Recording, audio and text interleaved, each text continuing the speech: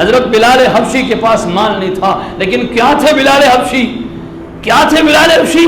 کہ چلتے زمین پہ تھے، چلنے کی آواز جنت میں سنائی دیتی تھی۔ میرے پیغمبر نے فرمایا کیا بلال، میں نے معراج پر جب میں گیا ہوں جنت میں تیری چلنے کی آواز سنی ہے، اے بلال تیرا کون سا ایسا عمل ہے؟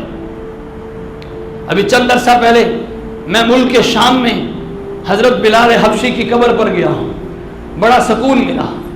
ارے ان کی قبر پر جا کے سکون کیوں نہ ملے؟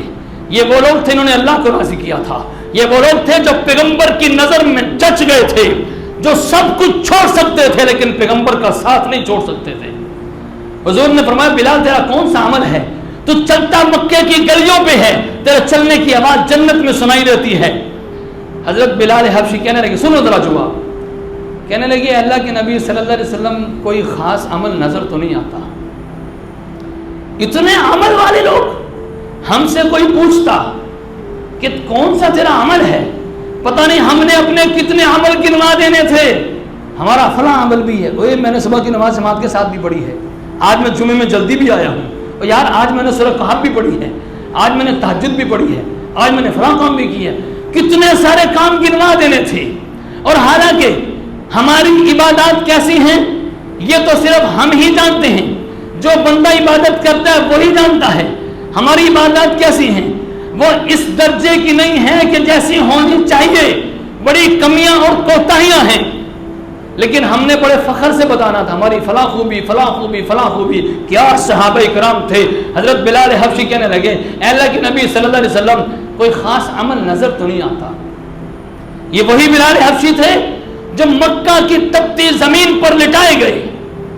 ابھی چند عرصہ پہلے ملک شام کے بعد سعودیہ جانا ہوا، تھوڑا سا ہمیں چلنا پڑا ننگے پاؤں۔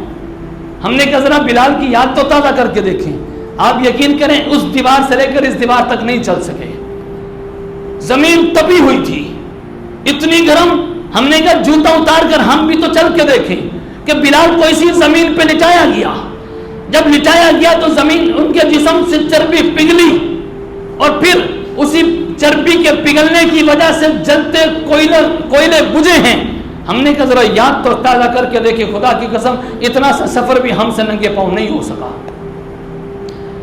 اتنے بڑے عمل والے کہنے لگے اللہ کے نبی صلی اللہ علیہ وسلم کوئی عمل خاص نظر تو نہیں آتا۔ حضور نے فرمایا بلال پھر بھی کوئی تو عمل ہے، چلتا یہاں پہ ہے آواز وہاں پہ آتی ہے۔ حضرت بلال حبشی کہنے لگے اے اللہ کے نبی صلی اللہ علیہ وسلم پھر ایک چھوٹا سا عمل جو میرے ذہن میں آتا ہے شاید وہ ہو۔ حضور نے فرمایا بلال بتا کون سا عمل ہے؟